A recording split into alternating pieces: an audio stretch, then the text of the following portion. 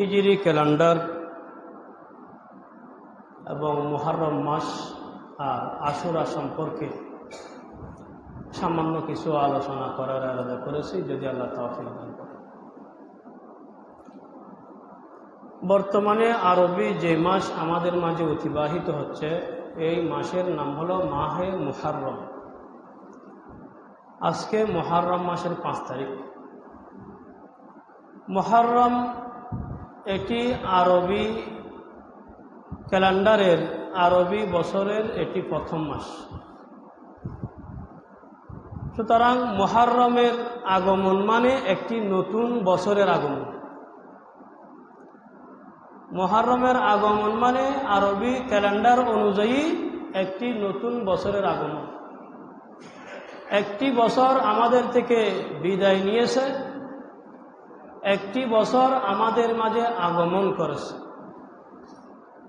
1445 হিজরি আমাদের কাছ থেকে বিদায় নিয়েছে, 1446 হিজরি আমাদের মাঝে আগমন করেছে, 1446 হিজরি শুরু হয়েছে।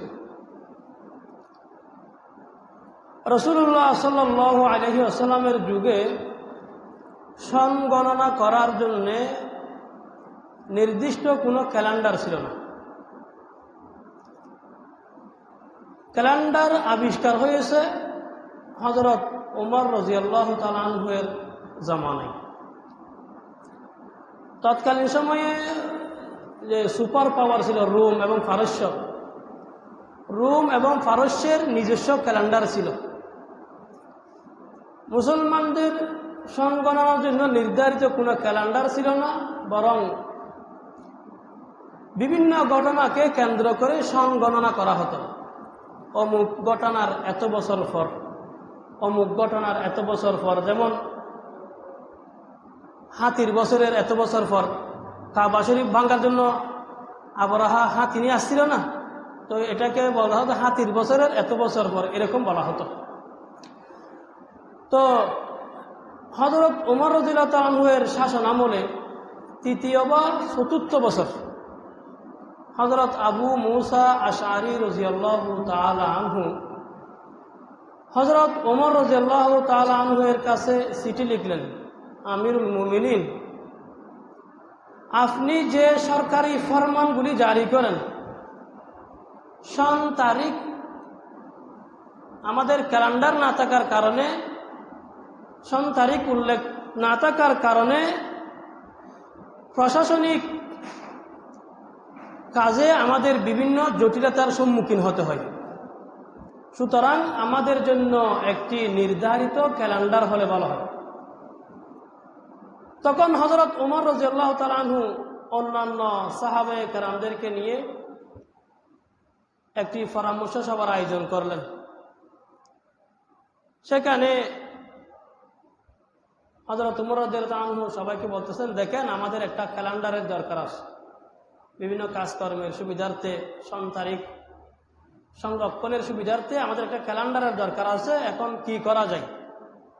উপস্থিত সাহাবায়ে কেরামদের মধ্য থেকে কেউ কেউ বলতেছে, যেহেতু রোম এবং পারস্যের ক্যালেন্ডার আছে, রোমদেরও ক্যালেন্ডার আছে, পারস্যদেরও ক্যালেন্ডার আছে, তো আমরা চাইলে তাদের যে কোনো একটা ক্যালেন্ডার অনুসরণ করতে পারি।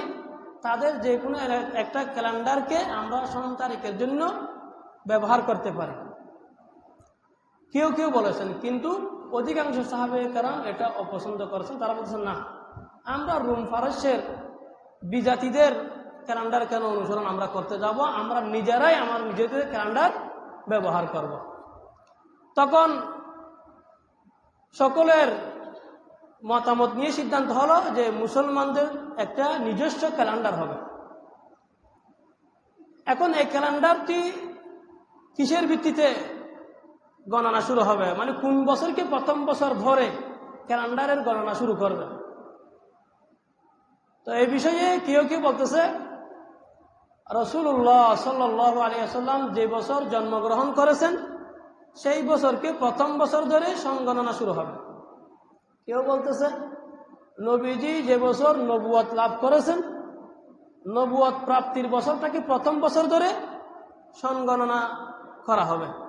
আর কেউ বলতেছে নবীজি যে বছর নিজের প্রাণপ্রিয় মাতৃভূমি মক্কাতুল মুকাররমা থেকে মক্কার কাফেরদের নির্মম নির্যাতন নিপীড়নের শিকার হয়ে নিজের মাতৃভূমি ত্যাগ করে মদিনা মুনওয়ারা চলে গেছেন, হিজরত করেছেন, সেই বছরকে প্রথম বছর ধরে সনগণনা শুরু হবে। আর কেউ বলতেছে নবীজি যে বছর দুনিয়া থেকে বিদায় নিয়ে গেছেন, এগুলি নবীজি দুনিয়া থেকে বিদায় নেওয়ার পরে 16 বছর পর। নবীজি যে বছর বিদায় নিয়ে গেছেন দুনিয়া থেকে, ওই বছরকে প্রথম বছর ধরে আরবি ক্যালেন্ডারের হিসাব শুরু করা হবে। হযরত আলী রাদিয়াল্লাহু তাআলা আনহু হিজরতের বছরকে প্রথম বছর ধরে সনগণনা করার ব্যাপারে খুব জোরালো বক্তব্য দিয়েছে। হযরত উমর রাদিয়াল্লাহু তাআলা আনহু হযরত আলী রাদিয়াল্লাহু তাআলা আনহুর এই বক্তব্যকে সমর্থন করেছেন এবং বলতেছেন হক এবং বাতিলের মাঝে পার্থক্যকারী হলো হিজরত। সুতরাং হিজরতকে কেন্দ্র করে সনগণনা করা হবে। নবীজির হিজরতের 16 বছর পরে, তো সেই হিসেবে ঠিক করা হলো হিজরতের বছরকে প্রথম বছর ধরা হবে। নতুন এখন 1446 হিজরি শুরু হয়েছে। তার মানে নবীজি যে নিজের প্রাণপ্রিয় জন্মভূমি মক্কা থেকে মদিনা হিজরত করেছেন, কয় বছর হয়েছে? 1445 বছর হয়ে গেছে। আজ থেকে 1445 বছর আগে নবীজি নিজের জন্মভূমি থেকে মদিনা হিজরত করেছিলেন। যাক, এখন কোন মাসকে প্রথম মাস ধরা হবে?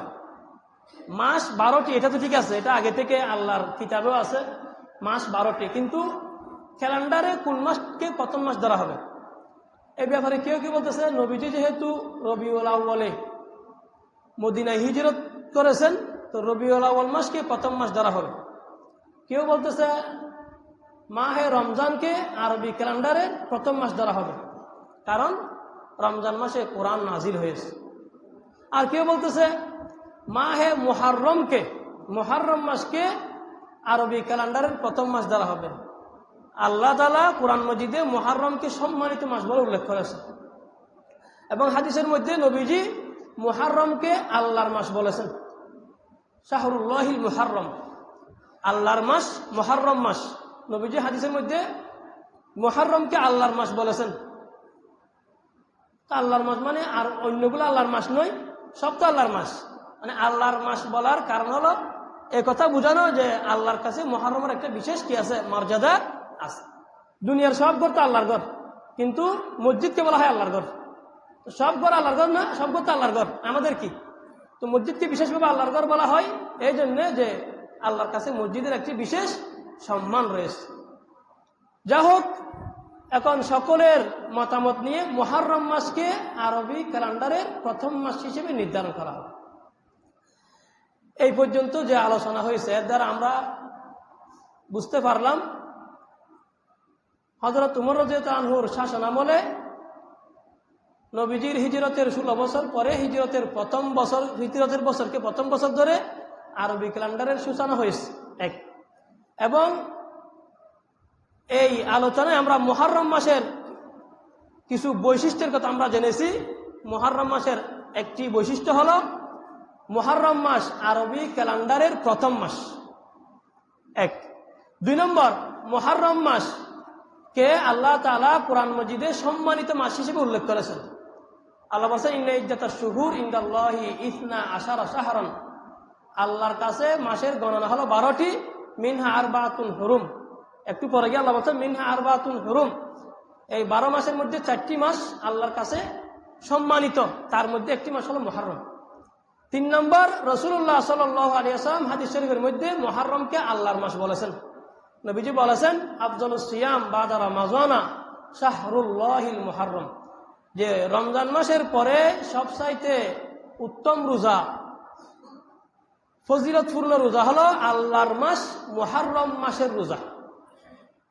তাহলে এই হাদিসে নবীজি মুহররম মাসকে আল্লাহর মাস বলেছেন। 4 নম্বর, মুহররম মাসের রোজাকে আল্লাহর রাসূল শ্রেষ্ঠ রোজা, রমজানের রোজার পরে শ্রেষ্ঠ রোজা বলে উল্লেখ করেছেন। এজন্য এই মাহে মুহররমে আমাদেরকে বেশি বেশি ইবাদত বন্দেগীর প্রতি মনোযোগী হতে হবে, বেশি বেশি রোজা রাখার চেষ্টা করতে হবে, জিকির আজকার তিলাওয়াত, জিকির আজকার তিলাওয়াত এবং অন্যান্য নফল ইবাদত বেশি বেশি করার চেষ্টা করতে হবে। বিশেষ করে এই মাসে আমরা তওবা ইস্তেগফারের প্রতি বেশি মনোযোগ দেব, বেশি বেশি তওবা ইস্তেগফার করব। কারণ এক হাদিসের মধ্যে আছে, এক ব্যক্তি রাসূলুল্লাহ সাল্লাল্লাহু আলাইহি ওয়াসাল্লামের কাছে আরজ করতেছে, ইয়া রাসূলুল্লাহ, ফি আইয়ি শাহরিন তা'মুরুনি আন আসুমা বাদা শাহরি রমাদান। ইয়া রাসূলুল্লাহ, রমজান মাসের পরে যদি আমি অন্য মাসে রোজা রাখতে চাই, তাহলে আপনি আমাকে কোন মাসে রোজা রাখার হুকুম করেন? নবীজি বলতেছেন, ইন কুনতা সাইমান বাদা শাহরি রমাদান ফাসুমিল মুহররম। তুমি যদি রমজান মাসের পরে অন্য মাসে রোজা রাখতে চাও, তাহলে বিশেষভাবে তুমি আল্লাহর মাস মুহররম মাসে রোজা রাখো। ফাইন্নাহু শাহরুল্লাহ, মুহররম মাসে রোজা রাখো, কেননা মুহররম আল্লাহর মাস। এরপর বলতেছেন, ফিহি ইয়াউমুন, এই মাসে এমন একটি দিন আছে, তাবাল্লাহু ফিহি আলা কওমিন, যেই দিনে আল্লাহ তাআলা এক জাতির তওবা কবুল করেছেন। নবী বলতেছেন, মুহররম মাসে এমন একটি দিন আছে, যেই দিনে আল্লাহ তাআলা একটি জাতির তওবা কবুল করেছেন, ওয়া ইয়াতুবু ফিহি আলা কওমিন আখরিন, এবং ভবিষ্যতে আরো অন্যান্য অনেক জাতির অনেক মানুষের তওবা আল্লাহ কবুল করবেন। সুবহানাল্লাহ। তাহলে মুহররম মাসে যে আল্লাহ তাআলা তওবা কবুল করেছেন, এই তওবা কবুলের স্পেশাল বিশেষ ওই দিনটি এখনো আছে, কিয়ামত পর্যন্ত থাকবে। তো এই মাসটি এখন আমাদের মধ্যে চলমান। তো এই মাসের এই বিশেষ দিনটি কোন দিন, এটি নবীজি সরাসরি ধরে বলেননি। এজন্য পুরো মাস ব্যাপী আমরা বেশি বেশি তওবা ইস্তেগফার করব, বেশি বেশি ইস্তেগফার করব। দিনে 100 বার করে, কমপক্ষে 100 বার করে ইস্তেগফার করেন, অন্তর থেকে খাঁটি দিলে তো নিজের গুনাহ মাফের নিয়তে আল্লাহর কাছে আস্তাগফিরুল্লাহ আস্তাগফিরুল্লাহ আস্তাগফিরুল্লাহ, সংক্ষেপে যদি বলি আস্তাগফিরুল্লাহ, আমি আল্লাহর কাছে আমার গুনাহ মাফ চাই, আমি আল্লাহর কাছে আমি আমার অপরাধ ক্ষমা চাচ্ছি, আমি যে দুষ্ত্রুটি করে ফেলেছি, অনেক ভুল ভ্রান্তি আমার হয়ে গেছে, আমি সেগুলি থেকে আল্লাহর কাছে মাফ চাচ্ছি। এই কথা আমি আল্লাহকে দিনে কমপক্ষে 100 বার বলবো, আস্তাগফিরুল্লাহ আস্তাগফিরুল্লাহ আস্তাগফিরুল্লাহ। তবে মুহাদ্দিসিনে কেরাম বলতেছেন, যদিও নবীজি এই দিনটির কথা সরাসরি উল্লেখ করেননি, তবে খুব বেশি সম্ভাবনা হলো এই দিনটি কোন দিন? এই দিনটি আশুরার দিন। কোন দিন? আশুরার দিন। তাহলে আমরা একটু আশুরা সম্পর্কে আলোচনা করি। আশুরার দিন কোন দিনকে বলা হয়? মুহররম মাসের 10 তারিখকে আশুরা বলা হয়। মুহররম মাসের 10 তারিখকে আশুরার দিন বলা হয়। এই দিনটি একটি অত্যন্ত সম্মানিত এবং মর্যাদাপূর্ণ একটি দিন। আম্মা জান আয়েশা রাদিয়াল্লাহু তাআলা আনহা বলেন যে মক্কার কুরাইশরাও এই দিনকে খুব সম্মানিত দিন মনে করত। এই দিনে তারা রোজা রাখত, এই দিনে তারা কাবার যে গিলাফ আছে না উপরে, এই গিলাফ পরিবর্তন করত। এবং রাসূলুল্লাহ সাল্লাল্লাহু আলাইহি ওয়াসাল্লাম মক্কা থাকাকালীন, মদিনা হিজরত করার আগে মক্কা থাকাকালীন সময়ে রাসূলুল্লাহ সাল্লাল্লাহু আলাইহি ওয়াসাল্লামও এই দিনে রোজা রাখতেন। নবী যখন মক্কা থেকে মদিনা হিজরত করেছেন, তো কদিমাল আন্না রাসূলুল্লাহ সাল্লাল্লাহু আলাইহি ওয়াসাল্লাম কদিমাল মদিনা, নবীজি মদিনা হিজরত করেছেন।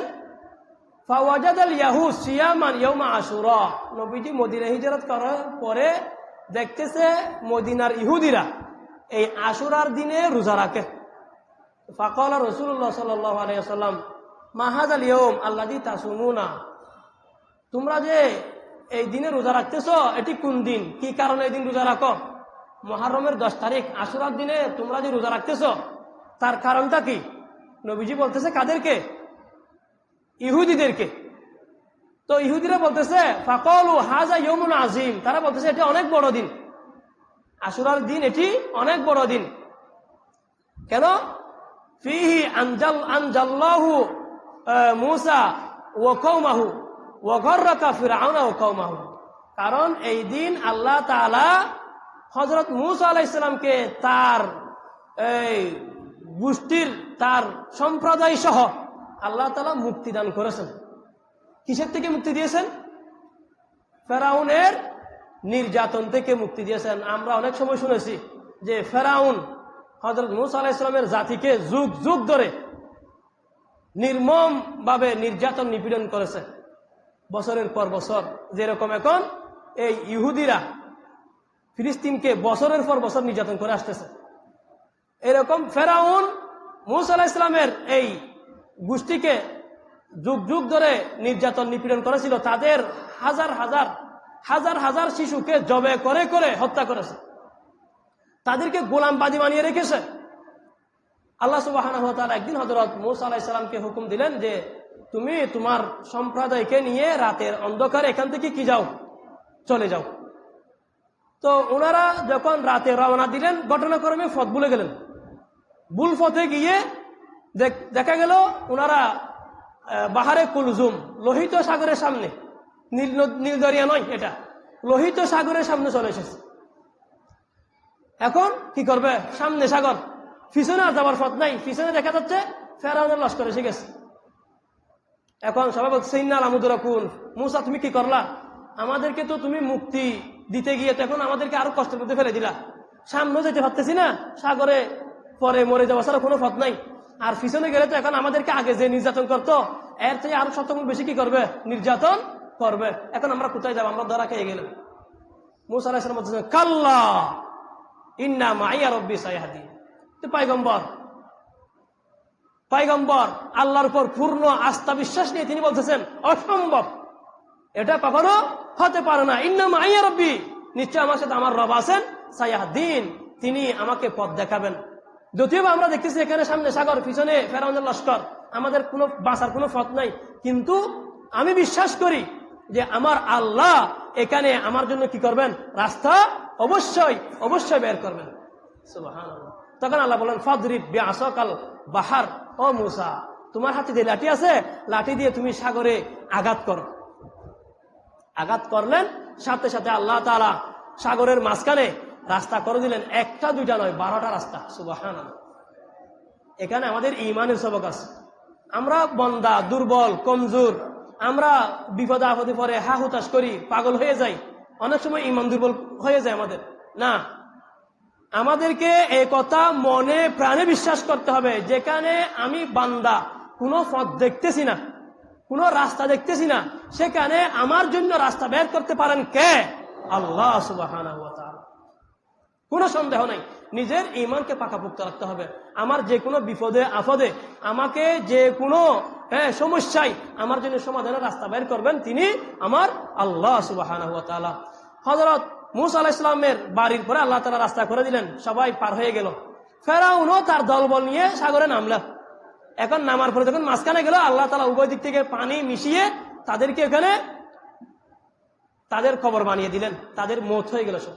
তো আল্লাহ তাআলা হযরত মূসা আলাইহিস সালামকে মুক্তি দিলেন, ফেরাউনকে এবং তার দলবল সবাইকে আল্লাহ তাআলা পানির মধ্যে ডুবিয়ে মারলেন।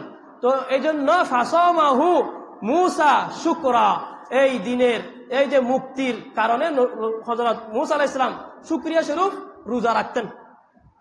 ফানাহনু নাসুমু। তো ইহুদিরা বলতেছে, এই জন্য ইহুদিরা তো দাবি করে তারা কার অনুসারী? মূসা আলাইহিস সালামের অনুসারী। ইহুদি যারা, এরা দাবি করে যে এরা মূসা আলাইহিস সালামের অনুসারী। খ্রিস্টান যারা, এরা দাবি করে যে এরা ঈসা আলাইহিস সালামের অনুসারী। কিন্তু তাদের এই কথা আল্লাহর কাছে কি হবে না? গ্রহণযোগ্য হবে না। এটা কখন পর্যন্ত? মূসা আলাইহিস সালামের জামানা পর্যন্ত। আমাদের নবী আসার পরে কেউ দাবি করলেও মূসা আলাইহিস সালামের অনুসারী হতে পারবে না, ঈসা আলাইহিস সালামের অনুসারী হতে পারবে না। তো তারা দাবি করতেছে তারা মূসা আলাইহিস সালামের অনুসারী। তারা বলতেছে আমাদের নবী যেহেতু মুক্তি পেয়ে রোজা রেখেছেন, এই জন্য আমরাও রোজা রাখি। তো নবীজি বলতেছেন ফানাহনু আহাক্কু ওয়া আউলা বিমূসা মিনকুম। আরে মূসা আলাইহিস সালামের ব্যাপারে তো আমরা তোমাদের চেয়ে বেশি হকদার, মূসা আলাইহিস সালামের ব্যাপারে তো আমরা তোমাদের চেয়ে মূসা আলাইহিস সালামের বেশি নিকটবর্তী। তো ফাসামাহু রাসূলুল্লাহ সাল্লাল্লাহু আলাইহি ওয়াসাল্লাম ওয়া আমারা বিসিয়ামি। তখন নবীজি ওই আশুরার দিনে রোজা রাখলেন এবং সাহাবায়ে কেরামদেরকে এই দিন রোজা রাখার নির্দেশ দিলেন। সুবহানাল্লাহ। একটা কথা শুনুন, এই আশুরার রোজা, তখন আশুরার রোজাটাই হলো ফরজ রোজা। তখন রমজানের রোজা ফরজ হয়নি। রমজানের রোজা ফরজ হওয়ার আগ পর্যন্ত এই আশুরার রোজা ছিল ফরজ রোজা। যখন রমজানের রোজা ফরজ হয়েছে, তখন আশুরার রোজাটা নফল হয়ে গেছে। তবে আশুরার রোজার যে ফজিলত, আশুরার রোজার যে সওয়াব, এই সওয়াব এখনো কি আছে? বাকি আছে। রাসূলুল্লাহ সাল্লাল্লাহু আলাইহি ওয়াসাল্লাম বলেন, সিয়ামু ইয়াউমি আশুরা ইন্নী আহতাসিবু আলাল্লাহ আন ইউকাফফিরা সানাতাল্লাতী ক্বাবলা। আশুরার দিনের রোজা সম্পর্কে আমি আল্লাহর কাছে আশা রাখি, আল্লাহ সুবহানাহু ওয়া তাআলা আশুরার রোজার বদৌলতে 1 বছরের অতীতের গুনাহ আল্লাহ মাফ করে দিবেন। সুবহানাল্লাহ। সগীরা গুনাহগুলি, কবিরা গুনাহের জন্য আল্লাহকে তওবা করতে হবে। এবং আরেকটি হাদিসে নবীজি বলেছেন, সুমু ইয়াউমা আশুরা, তোমরা আশুরার দিনে রোজা রাখো। আশুরা কোন দিন? 10 তারিখে। 10 তারিখের এই রোজাটা মেন। এরপর বলতেছে ওয়াখালিফু ফিহিল ইয়াহুদ, এবং এই আশুরার রোজা রাখার ক্ষেত্রে তোমরা ইহুদিদের সাথে কি করো? বিরোধিতা করো। কারণ আশুরার দিন তো ইহুদিরও রোজা রাখে, তো আমরা রোজা রাখি, ইহুদিরও রোজা রাখে, আমাদের সাথে ইহুদির সাথে মিলে যাচ্ছে না? তো বলতেছেন ইহুদির সাথে বিরোধিতা করো। বিরোধিতা কিভাবে হবে? সুমু ক্বাবলাহু ইয়াওমান, তার একদিন আগে থেকে রাখো, 9 তারিখ 10 তারিখ, আও অথবা বাদাহু ইয়াওমান, পরে একদিন। তাহলে আগে একদিন অথবা পরে একদিন, 9 তারিখ 10 তারিখ অথবা 10 তারিখ 11 তারিখ, তোমরা 2 দিন রোজা রাখো। ইহুদিরা রাখে একদিন, আমরা রাখবো 2 দিন। 10 তারিখেরটা মেন, 10 তারিখের তার সাথে মিলিয়ে 9-10 অথবা 10-11, তাহলে 2 দিন হয়ে যাবে। এইটুক পর্যন্ত হলো আশুরা সম্পর্কে আলোচনা। তাহলে আরবি বছরের ক্যালেন্ডার সম্পর্কে কিছু আলোচনা শুনলাম, মুহররম মাসের ব্যাপারে কিছু আলোচনা শুনলাম, আশুরার দিন সম্পর্কে আমরা আলোচনা শুনলাম। এতটুকু আলোচনা আমরা বুঝতে পারলাম আশুরার দিনের যে ফজিলত, এটা আজকে থেকে না, এটা একদম মুসা আলাইহিস সালাম থেকে পর্যন্ত, এমনকি রাসূলুল্লাহ সাল্লাল্লাহু আলাইহি ওয়াসাল্লামের জামানা থেকে এই আশুরার দিনের ফজিলত এবং আশুরার দিনের যে রোজা, এই রোজার সাথে সম্পর্ক করো নতুন না। এটা রাসূলুল্লাহ সাল্লাল্লাহু আলাইহি ওয়াসাল্লাম থেকে, হযরত মুসা আলাইহিস সালাম জামানা থেকে আশুরার দিনের রোজার ফজিলত, রাসূলুল্লাহ সাল্লাল্লাহু আলাইহি ওয়াসাল্লাম নিজেই আশুরার দিনের ফজিলত এবং আশুরার দিনের রোজা সম্পর্কে হাদিসের মধ্যে বলে গিয়েছে। এখন রাসূলুল্লাহ সাল্লাল্লাহু আলাইহি ওয়াসাল্লাম দুনিয়া থেকে বিদায় নেওয়ার পরে এমন একটি ঘটনা সংঘটিত হয়েছে, যেই ঘটনার কারণে এই আশুরার দিনটি উম্মতে মুসলিমার কাছে আরো বেশি স্মরণীয় এবং তাৎপর্যপূর্ণ হয়ে উঠেছে। সেই ঘটনাটি কি ঘটনা?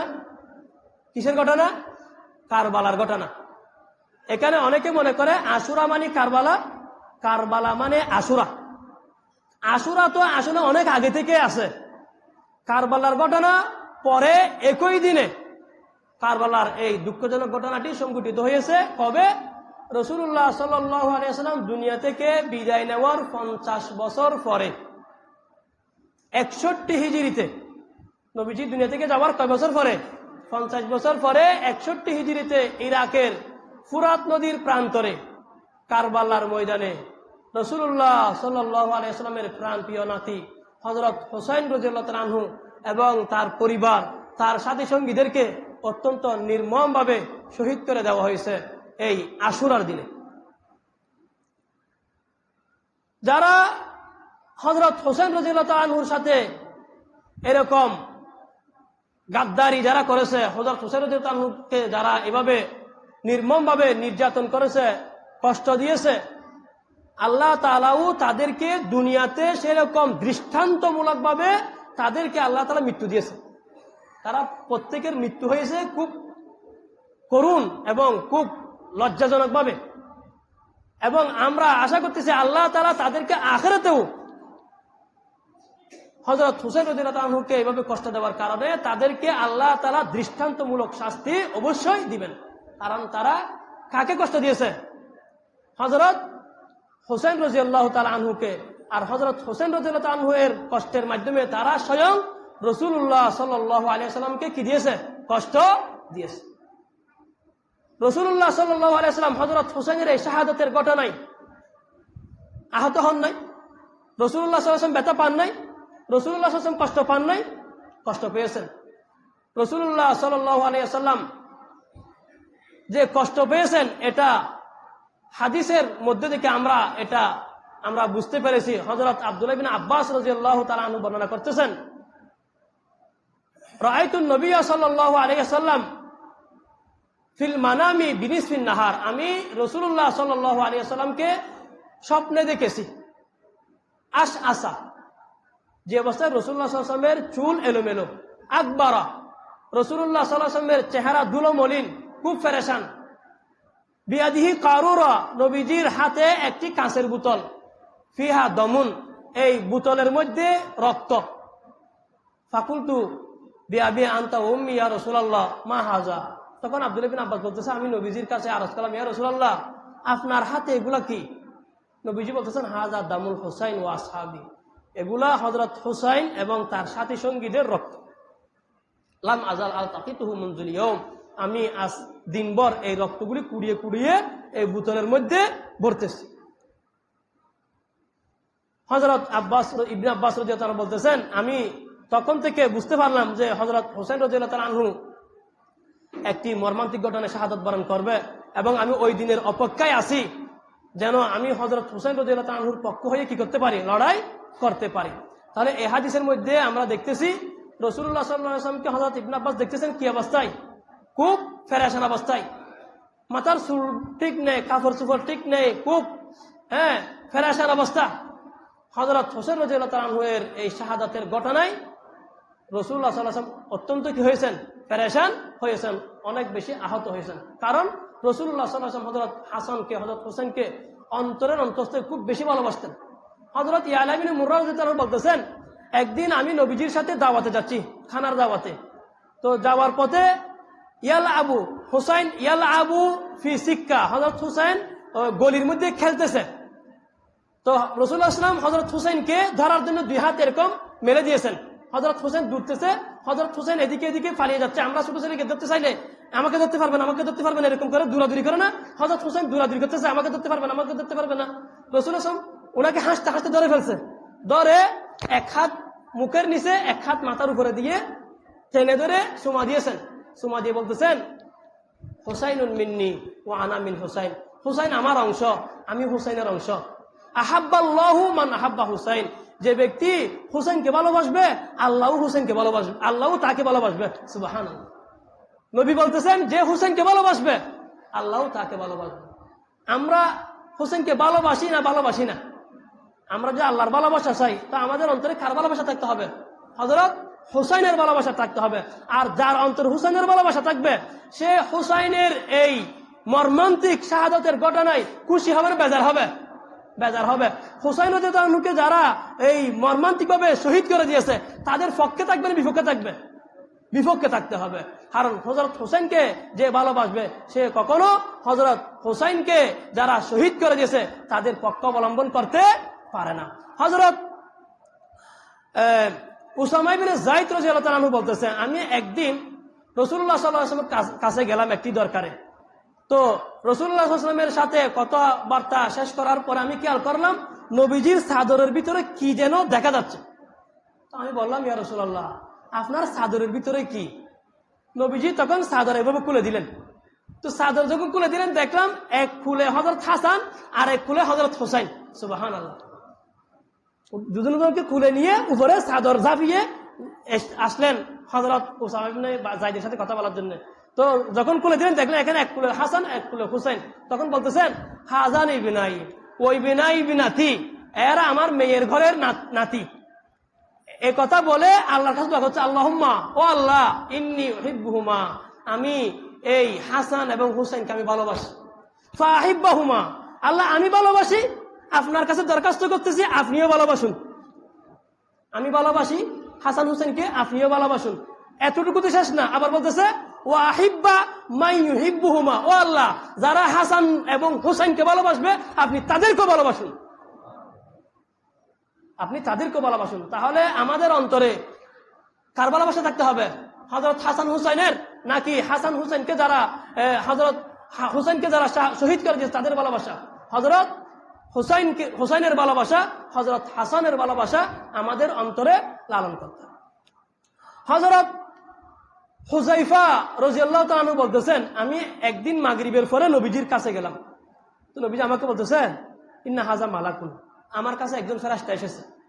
লাম ইয়ানজিলিল আরদা ক্বাবলা হাযা কাত্তু, এই ফেরেশতা এর আগে কোনোদিন জমিনে অবতরণ করেনি। এর আগে এই ফেরেশতা কখনো জমিনে পৃথিবীতে আসেনি। আজকে প্রথম সে পৃথিবীতে এসেছে ইস্তাজানা রব্বাহু, সে আল্লাহর কাছে অনুমতি চেয়েছে, আল্লাহর কাছ থেকে অনুমতি নিয়ে আজকে প্রথম পৃথিবীতে এসেছে শুধু দুইটি কারণে। এক নম্বর আইয়ুসাল্লিমা আলাইয়া, এক নম্বর তার উদ্দেশ্য হলো সে এসে আমি নবীকে একটা সালাম দিবে, সুবহানাল্লাহ, এক নম্বর উদ্দেশ্য। দুই নম্বর উদ্দেশ্য ওয়ুবাশশিরানি বিআন্না ফাতিমা সাইয়্যিদাতু নিসাই আহলিল জান্নাহ ওয়াল হাসান ওয়াল হুসাইন সাইয়্যিদা শাবাবি আহলিল জান্নাহ, এবং আমাকে এই সুসংবাদ দিবে যে হযরত ফাতেমা রাদিয়াল্লাহু তাআলা আনহা জান্নাতের মহিলাদের সরদারনি, আর হযরত হাসান এবং হুসাইন রাদিয়াল্লাহু তাআলা আনহুমা তারা উভয়ে জান্নাতের যুবকদের সরদার, সুবহানাল্লাহ। এজন্য হযরত হুসাইনকে যারা এই আশুরার দিনে মুহররমের 10 তারিখে কারবালার প্রান্তরে নির্মমভাবে যারা শহীদ করে দিয়েছে, আমরা তাদেরকে অন্তরের অন্তঃস্থল থেকে ঘৃণা করি। কি করি? অন্তর থেকে আমরা ঘৃণা করি, এবং আমরা আল্লাহর কাছে তাদের উপযুক্ত শাস্তির কামনা করি। তাদের সাথে আমাদের কোনো ভালোবাসা নেই। আমাদের কিছু ভাইয়েরা আমাদের নামে বদনাম করে, তারা বদনাম করুক, তাদের বিচার আল্লাহর কাছে দিলাম। তারা বলে আমরা হযরত হুসাইনের কে যারা শহীদ করেছে আমরা তাদেরকে ভালোবাসি। এগুলো হচ্ছে কি? মিথ্যা অপবাদ। যারা মিথ্যা অপবাদ দেয় তাদের শাস্তি আল্লাহ তাআলার কাছে আমরা কি করতেছি? কামনা করতেছি। আমরা রাসূলুল্লাহ সাল্লাল্লাহু আলাইহি ওয়াসাল্লামকে যেমন আমাদের অন্তরের অন্তঃস্থল থেকে ভালোবাসি, আমরা রাসূলুল্লাহ সাল্লাল্লাহু আলাইহি ওয়াসাল্লামের আহলে বাইত, রাসূলুল্লাহ সাল্লাল্লাহু আলাইহি ওয়াসাল্লামের নাতিদেরকে আমরা অন্তরের অন্তঃস্থল থেকে আমরা ভালোবাসি। আমরা হযরত হুসাইনকে যারা শহীদ করেছে, হযরত হুসাইনকে যারা কষ্ট দিয়েছে, হযরত হুসাইনকে কষ্ট দেওয়ার মাধ্যমে যারা পেয়ারা নবী সাল্লাল্লাহু আলাইহি ওয়াসাল্লামকে কষ্ট দিয়েছে, আমরা তাদেরকে অন্তরের অন্তঃস্থল থেকে কি করি? ঘৃণা করি। আমরা এই আশুরাকে কেন্দ্র করে আমরা যেগুলো বলি সেগুলো হলো আশুরার দিনকে কেন্দ্র করে যে সমস্ত আমাদের ভাইয়েরা অতিরঞ্জন করে, বেদাত করে, বাড়াবাড়ি করে, আমরা এগুলোর বিরোধিতা করি। এই আশুরার দিনে কেউ অত্তর দানার ভাত আর মেজি অত্তর দানার ভাত, তা আমরা বলি এগুলোর সাথে শরীয়তের কোনো সম্পর্ক নেই। আশুরার দিনে অনেকে বিশেষভাবে পানি পান করায়, পানি পান করানোর কি করে? আমল করে। পানি যে কোনো সময় পান করান, কোনো সমস্যা নেই, কিন্তু এটাকে যদি আশুরার দিনের বিশেষ আমল মনে করেন তাহলে আমরা বলি এটা বেদাত। আশুরার মুহররম মাসে বিয়ে সাজি, যেহেতু হুসাইনের কি হয়েছে এই শাহাদাতের ঘটনা ঘটেছে, এই জন্য মুহররম মাসে বিয়ে সাজিকে অনেকে কি বলে? খারাপ মনে করে। এগুলি হচ্ছে নিজেদের মন গড়া। আমরা বলি এগুলো বিদাত। কারণ তো এমন কোন মাস খুঁজে পাবেন, এমন কোন দিন খুঁজে পাবেন যে দিনে যেই মাসে কোনো না কোনো সাহাবীর শহীদ শাহাদাতের ঘটনা হয়নি। হযরত আলী শাহ শহীদ হন নাই, হযরত উমর শহীদ হন নাই, হযরত উসমান শহীদ হন নাই, রাসূলুল্লাহ সাল্লাল্লাহু আলাইহি ওয়াসাল্লামের শত শত হাজার হাজার সাহাবী শহীদ হন নাই। তাহলে তো আপনি একদিনে বিয়ে করতে পারবেন না। এগুলো সব আমাদের মিথ্যা মন গড়া বানানো কথা, আমরা এগুলো বিরোধিতা করি। মুহররম মাসে বিয়ে হওয়ার মধ্যে কোনো ধরনের বাধা শরীয়তের মধ্যে নাই। এবং এই আশুরার 10 তারিখের এই ঘটনা, কারবালার ঘটনার সাথে যেহেতু হযরত মুআবিয়া রাদিয়াল্লাহু আনহু এর ছেলে ইয়াজিদ জড়িত ছিল, ইয়াজিদের কারণে অনেকে হযরত মুআবিয়া রাদিয়াল্লাহু আনহুর সমালোচনা করে, আমরা এটার বিরোধিতা করি। হযরত মুআবিয়া রাদিয়াল্লাহু আনহু আল্লাহ রাসূলের একজন জলিলুল কদর সাহাবী, আল্লাহ রাসূলের সাহাবী, তিনি কাতিবে ওহী ছিলেন, ওহীর লেখক ছিলেন। উনার নামে সমালোচনা এটা আমরা বরদাস্ত করি না। আমরা বলি আহলে সুন্নাত ওয়াল জামাতের আকীদা হলো কোন সাহাবীর সমালোচনা করা যাবে না। একজন সাহাবীর সমালোচনা করা যদি চর্চা হয়ে যায়, সমস্ত সাহাবীর সমালোচনার দরজা খুলে যাবে। যে দরজা আঘাত করে তার উদ্দেশ্য কি? ঘরের ভিতর প্রবেশ করা। একজন সাহাবীর সমালোচনা করা যদি আমাদের মধ্যে চর্চা শুরু হয়, তাহলে সমস্ত সাহাবীর কি হবে? সমালোচনার চর্চা শুরু হবে। আল্লাহ রাসূল সাহাবে কেরামের সমালোচনা করতে কঠোরভাবে নিষেধ করেছেন হাদিসের মধ্যে। এবং আশুরার দিনে দেখবেন, আপনারা যদি এই মুহররমের 10 তারিখ নিউ মার্কেটের দিকে যান, বিশাল তাজিয়া মিছিল বের হবে, সুখ প্রকাশ করে, মাতম করে, মুরসিয়া করে, এরকম ছুরি নিয়ে, শিয়ারা বিশেষ করে শিয়ারা ছুরি নিয়ে কি করে? শরীর রক্তাক্ত করে, কাপড় ছিঁড়ে ফেলে, বিভিন্ন ধরনের শরীয়ত বহির্ভূত কাজ করে। আমরা এগুলোর বিরোধিতা করি। রাসূলুল্লাহ সাল্লাল্লাহু আলাইহি ওয়াসাল্লাম সুখ প্রকাশ করতে গিয়ে মুখে আঘাত করা, বুকে আঘাত করা, কাপড় ছিঁড়ে ফেলা, শরীরে রক্তাক্ত করা, এসব কিছু থেকে আমাদেরকে কঠোরভাবে নিষেধ করেছেন। আমরা এগুলোর বিরোধিতা করি। আমরা হোসেনকে ভালোবাসি, হযরত হাসানকে ভালোবাসি, রাসূলুল্লাহ সাল্লাল্লাহু আলাইহি ওয়াসাল্লামকে ভালোবাসি, রাসূলুল্লাহ সাল্লাল্লাহু আলাইহি ওয়াসাল্লামের আহলে বাইতকে, পরিবার পরিজনকে আমরা অন্তরের অন্তঃস্থল থেকে ভালোবাসি। যারা হোসেন রাদিয়াল্লাহু আনহুকে কষ্ট দিয়েছে, যারা নবীজিকে কষ্ট দিয়েছে, আমরা তাদেরকে অন্তরের অন্তঃস্থল থেকে ঘৃণা করি এবং তাদের উপযুক্ত শাস্তি আমরা আল্লাহর কাছে কামনা করতেছি। আল্লাহ তাআলা আমাদের সবাইকে বুঝার আমল করার তৌফিক দান করুন। ওয়া আখিরু দাওয়ানা আলহামদুলিল্লাহি রাব্বিল আলামিন। যারা সুন্নাত পড়েন সুন্নাত পড়েন।